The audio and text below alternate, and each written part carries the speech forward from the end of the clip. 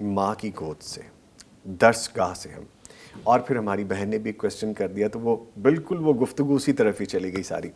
تو میں چاہوں گا ہمیں وہ بھی سکھا دیجئے کہ درس گاہ کو جب تیار ہونا ہو، مائیں تیار ہونی ہو، بچوں کی تربیت کے لیے تیار ہونی ہو، تو اس کے لیے ہمیں کیا کرنا ہوتا ہے؟ دیکھیے بنیادی چیز جو ہے وہ ایک بار پھر میں اسی طرف چاہوں گی کہ وہی علم ہے. وہی علم ہے کہ اس علم کے بغیر آپ تصور نہیں کر سکتے. مثال کے طور پر آپ نے ایک بچے کی تربیت کرنی ہے اور اسے صالح انسان بنانا ہے. جی.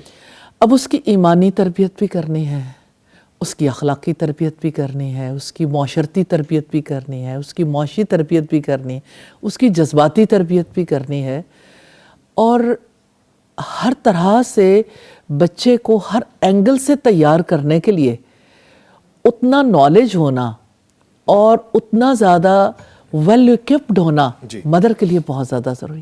آپ سوچئے ایک ماں اگر یہ نہیں جانتی کہ میں نے اپنے بچے کی زبان اللہ کے نام سے کھلوانی ہے، تو نیچرلی وہ ارد گرد میں بہت ساری چیزیں وہ کر سکتی ہے، لیکن ایک اللہ کا نام کہلوانا کتنا عرصہ لگتا ہے، کنٹینیوس ایفرٹ ہے ایک بچے پر، اور اللہ کی ذات سے وہ کنیکشن نہ ہو. یہ اتنا چھوٹا سا کام ہے، لیکن اس ایک کام کے لیے بھی پیچھے کتنے مائنڈ سیٹ کی ضرورت ہے. تو وہ مائنڈ سیٹ اللہ کی کتاب کے علم سے اور رسول اللہ صلی اللہ علیہ وسلم کی تعلیمات کی وجہ سے بنتا ہے.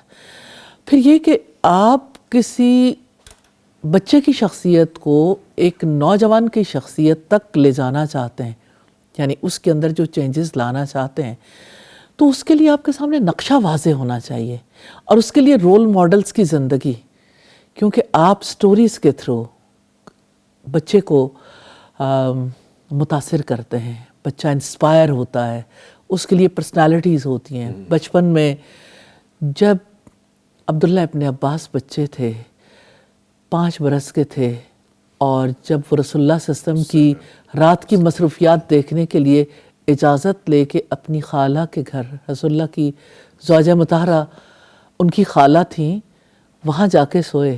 رسول اللہ اٹھے تو وہ بھی اٹھ گئے. میں آج تک اس بات کا یہ اتنی ڈیفیکلٹ بات ہے کہ اس بچے کے ذہن میں اس کی ماں نے کیا ڈالا، کیا کچھ سکھایا ہوگا ام فضل نے، جس کی وجہ سے اس کے دل کے اندر اتنی محبت تھی کہ میں رات کی مصروفیت دیکھوں کہ رات میں رسول اللہ کیا کرتے ہیں. اللہ اکبر، اللہ اکبر. اور پھر 5 سال کا بچہ جو ہے وہ سویا ہے تو رسول اللہ اٹھے تو وہ بھی اٹھ گیا. آپ مجھے آج کے بچے کو اٹھا کے دکھائیے فجر کی نماز کے لیے بھی، وہ رات میں اٹھتا ہے تو اتنا تو وہ انسپائرڈ ہے اور اتنا اس کے اندر طلب اور تڑپ ہے کہ وہ اٹھ کے دیکھتا ہے کہ رسول اللہ وضو کرتے ہیں، وہ بھی وضو کر لیتا ہے. رسول اللہ نماز کے لیے کھڑے ہوتے ہیں، وہ بھی کھڑا ہو جاتا ہے. تو ایک فالو کرنے کا، اور آپ یہ دیکھیے کہ آج بات کی جاتی ہے جنریشن گیپ کی.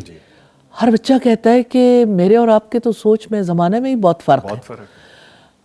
اور رات بھی میری بات ہو رہی تھی اپنے بیٹے سے تو کہنے لگا کہ ہماری جنریشن یہ سوچتی ہے. میں نے کہا بیٹا دیکھو، ڈاؤٹس کا فرق ہے، ورنہ یہ نہیں ہے کہ کسی دور کی جنریشن کے اندر ڈاؤٹس نہیں رہے. تو اللہ سبحانہ وتعالیٰ تو ہمیں یہ بتاتے ہیں کہ انسان کی جو فطرت ہے وہ بدلنے والی نہیں ہے. اللہ سبحانہ وتعالیٰ نے اسے اپنی فطرت پر پیدا کیا ہے. تو جب اللہ سبحانہ وتعالیٰ کی فطرت بدلتی نہیں، نہ اس کی بات بدلتی ہے، نہ اس کے اصول بدلتے ہیں، نہ طریقہ کار بدلتا ہے، تو انسان کی فطرت بھی ایسی ہے. تو یہ جو چینجبل فیکٹر ہے نا کہ یہ فطرت بدل جاتی ہے، تو یاد رکھنا کہ یہ انسانوں کا دیا ہوا فلسفہ ہے. یہ کوئی یہ جو جنریشن گیپ جسے آپ کہتے ہو، ہاں ٹھیک ہے پرابلمز بدل جاتے ہیں دور کے لحاظ سے، تو ہر دور میں ہی پرابلمز بدلتے رہیں.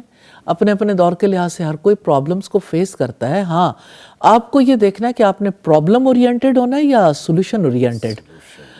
اچھا، اب یہ ہے کہ